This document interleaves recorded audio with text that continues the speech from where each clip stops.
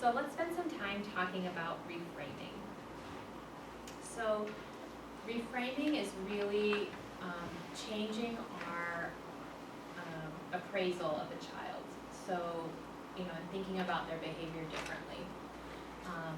So, you might see a behavior, like you ask a kid to go upstairs and get something, and you walk upstairs and they're totally playing with their Legos and haven't done a single thing you asked them to do.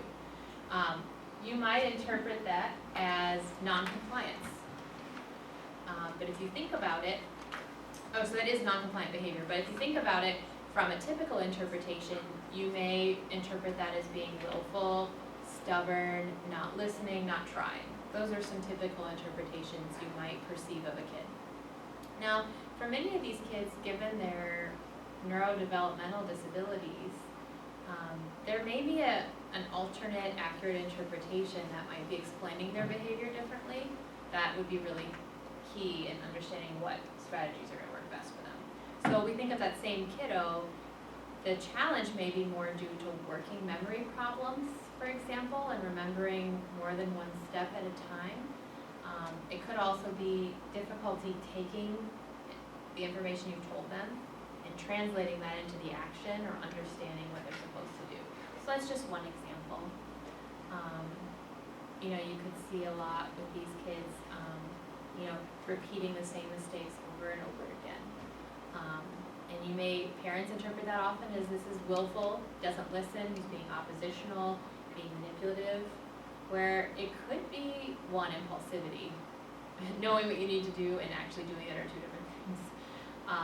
Not being able to link cause and effect. Like many of these kids don't do well with punishments or consequences.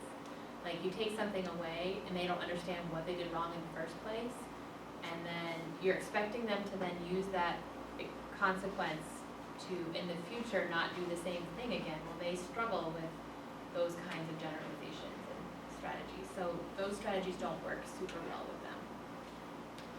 What does work much better are what we call accommodations.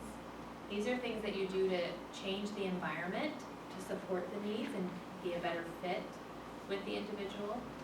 It could be changing what you do, changing the expectations, changing the situation, or using aids. So let's think of some examples. So for a child that has working memory problems, so maintaining multiple pieces of information in their mind at a time,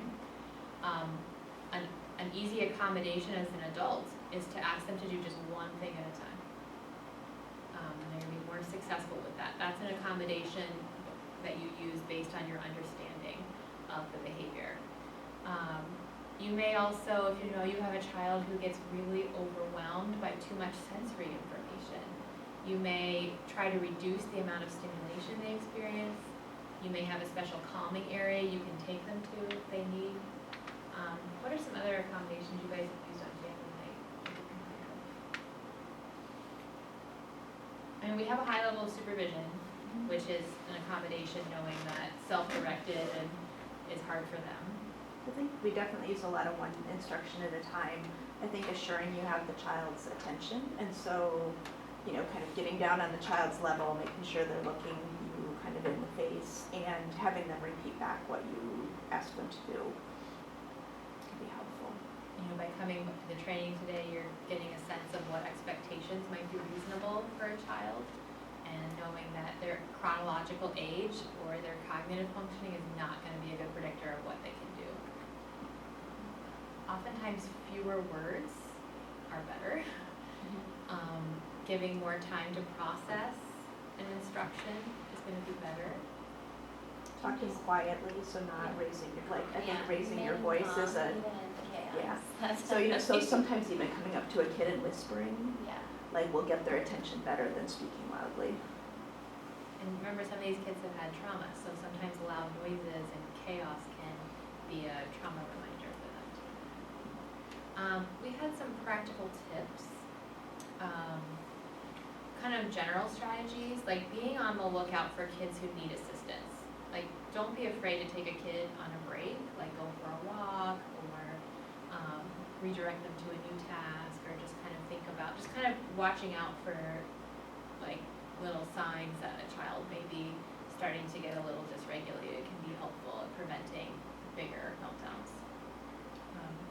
Using a lot of praise for positive behaviors and attempts can really take you pretty far. Like anytime you see a kid that's doing something that's close to what you want them to do, giving them a really specific label praise, like, oh, wow, Shelly, great job pushing in that chair, that really helps us out. Or, oh, I like what you're making there, that's really cool, like, show me how you're doing it. Just sort of labeling what you see them doing. Another one we get on that we try to act really excited about is when they're waiting their turn for the swing, they're pushing another kid. Yes. So like, it's really exciting to see that. Or if another child has something they want and they Yeah. use words to ask for it. Yeah. So anything you see that's Before like, they hit them over the head. oh, that's good. Yeah, if you can label and give them, because, you know, many times these kids need more attention from adults, and they seek it out more. And so if you can find ways to get that positive early and frequently, they're gonna be Thumbs less up. likely to show and find it in negative ways. So I know with normally developing children, like naming their emotion for them helps. Does this Yes. help these Oh, yes. children too, if Yeah. they're frustrated or? Yeah. That can really bring down the emotion. Mhm. And so we call that emotion coaching. And one of the handouts has more in that too. And I feel like just labeling like, whoa, this seems really hard right now. I'm wondering if maybe you look kind of like you're kind of mad. And just like waiting, sitting with that a second. And sometimes that can kind of bring them down and be like, I can totally see why you're mad right now. Like, Mhm. I'd be mad too if I didn't get something I wanted. Mhm. Huh, I wonder if we can work together to find a way to make this better. Like, if you can kind of work on that with a kid, because they're used to people being like, oh, give me that, oh, give this to this kid, or like, Mhm. stop doing that, you're doing, yeah. Which is really Yeah. invalidating and doesn't help them learn more about emotions.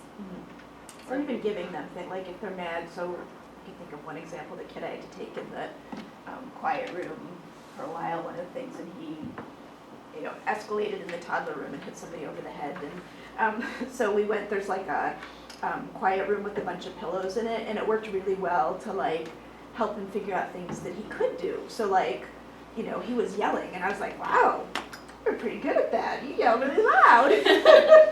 You know, just like going with it, like, okay, yeah, let's throw pillows, excellent, can you throw them harder, let's throw them harder, you know, so like, you know, just kind of joining with him, because I wasn't gonna be able to do anything to stop him, he just needed to get through it.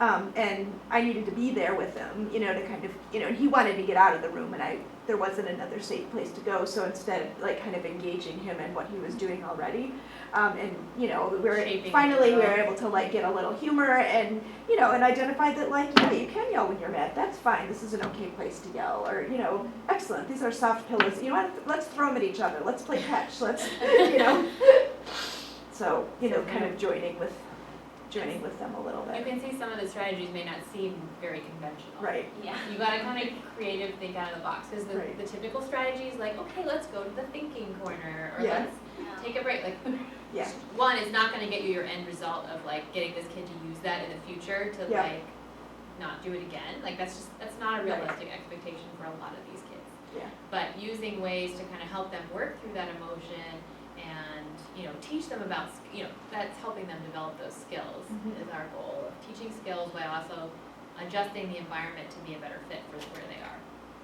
And I think when they, like, the more we notice, the more that they know, like, the consistent expectations and, like, what they're allowed to do and what they're not allowed to do and what the structure is, like, I feel like they really responded well to that, and they did much better after they've been there, like, a few times in a row, and so they really kind of knew more about, like, okay, I really am not getting annoyed with that, so. Yeah. Yeah. So being really consistent and, like, not reactive Mhm. to some of the things they do. And a lot of just redirecting. Yeah, So a lot if of a kid is redirecting. doing something you don't want him to do, often no is a trigger. And so how about we do this instead? Or I Or- can see you really like to climb on things. Let's go see if we can find something cool for you to climb on, and that's okay Oh, to the do. windowsill. Yeah. Or not. Or like I used a lot of the times we'll be like, can you help us go do, I really need your help with something, like, can you Yeah. help me go do this, like. Yeah. And it's just really make not up a something. necessary chore, but, yeah. Get some like unstuck. Yeah. I was just. Yeah, just a real quick question. So my general sense from all of this is that the think the goals or the general idea behind family night is to create a consistent environment where every family night is pretty much the same, or not same, but like structurally, there isn't, are we going through like certain skills on certain days, or is it just all So whatever? the parents have like a specific theme. For the Right. kids, at one point we tried in the very beginning to have like specific themes and activities, and that ended up being a little too hard. And, you know, they seem to really like more free play, but we're being therapeutic and strategic in our attempts to get them to socially interact and also help with self-regulation and kind of in the moment teaching. So it's more, it's really geared a lot around towards getting the parents the support and, you know, interactions. And one of the barriers to that is childcare. Right. But we also want to give the kids more opportunities to be around other kids that are similar to them, but also help them work on social interactions and self-regulation in particular. So there's kind of multiple goals there. And some of the ways that we do that, we always have board games for them to play. Sometimes they play with an adult, but we encourage them to kind of play with each other, and coach them through that if there's an issue. We have Legos where they build things. We have a car racetrack that requires you to take turns, like only so many of you can go. So that has been really helpful for taking turns. Usually arts and crafts. Arts and crafts, books. We always have Sometimes you pizza, go we always have outside. pizza, we always have dinner, Yeah. so we have pizza So they and eat. juice and. When it's nice out, we can go outside, which they really like, but Sometimes it's great, sometimes it's I think we've learned to manage like the hour chaos of all the children running around better. At first that was really overwhelming, but We are also very open to people if they have like ideas or Yeah. games and like, you know, the first year it was all like, okay, let's see how this works, let's Mhm. see what's helpful, what's not helpful. And this year I think we've learned about like what was helpful last year and are trying to kind of add a little bit more structure and training and tips to and consistency as much as we can. But if there are things you're like, oh, this would be a cool game I saw on Pinterest that I'd like to try with kids, like bring it. Right, yeah. You know, own some activities, do some things like. But if for a there's- couple sessions, we did yoga, Yeah. and that was, I think, there was a group of the kids who really liked that. So, you know, if you have a particular like skill or interest, we're happy to have it. Do some juggling, entertain some kids. I mean, like Yeah. whatever you got. Like, Yeah, there's a lot of open for activity and for infusing your own skills and interests in. part of it is that they don't come often enough and the same group of kids doesn't come Yeah. every time. So it makes it hard to have a real once a month is kind of better. structure like you would like in a preschool program or something. Like, so, you know, there's some level of structure, but it hasn't been effective. You know, I think we dream towards a little more structure, but it's, hasn't quite. We definitely have a core group of families though that come Mhm. pretty much every time. And then we have some families that come in and out at different times when they can. There's two things. One is just, does this population benefit from things like visual schedules? Yes. And has that been tried at all at family? Um, Even if it's really basic, No, like that's a good idea, arrival, pizza time, Yeah. free That's a play. great idea. I think Yeah. we may have bounced that idea around, but it has not actually come to That's a great play. idea. That Yeah. could be a really good, Uh-huh. a good strategy. And then Yeah. I was just thinking, I work with MAT, which is an autism Uh-huh. support group, Yeah. and at our resource fair, we always have people from Hochstein for music therapy, and then a certain gymnastics center that works with individuals with disabilities, and they do a great job even in that resource fair setting, which is really Oh. flexible and random Yeah. at like coordinating like a drum circle and That's a great idea. like fun gross motor cool Yeah. things. Like That's I a wonder if fabulous that could be idea. good. I mean, we are totally open to all those kinds of, and I think Yeah. some I'm of these sure kids, they volunteer. can you imagine, there too, so. Yeah, that would be awesome. can you Yeah, imagine like that having, little, like, the video from the little kiddo who was like super into that? He Like, was Yeah. playing the guitar. oh yeah, he was good. It's He's really four. good. This kid who's They like barely have to verbal. base them. All of a Yeah. sudden you have a group of So like like 10 having a kids. music, yeah, like I think Yeah. music would particularly work well. For a lot of with this- ages, For too. all ages, yeah. Right. I think we could even get some of the teenagers who are too cool for us. Yeah, I can see who Involved. our contact is Well, for we, that. it Right. sounds like we're gonna have the 13 and 14-year-old boys whose moms were on the radio with me Oh, today. good. I think they're both coming and they're strategizing that. Awesome, And they okay. both are really into like DJ booths and singing right now. Okay, So I don't know, Karaoke. set up a DJ booth. there you go. Um, Yeah, Is there The a cheap. link to your, I see you were interviewed today? Oh, yeah, Yes. and go to WXXI and look for me on the radio. Evan There's a Doss, the Evan podcast Dawson system show. tomorrow, 12 o'clock. We were there today. It says FASD Awareness Day, by the way. FASD Oh, so Awareness this is Day. good. I'm gonna bust through a couple more tips.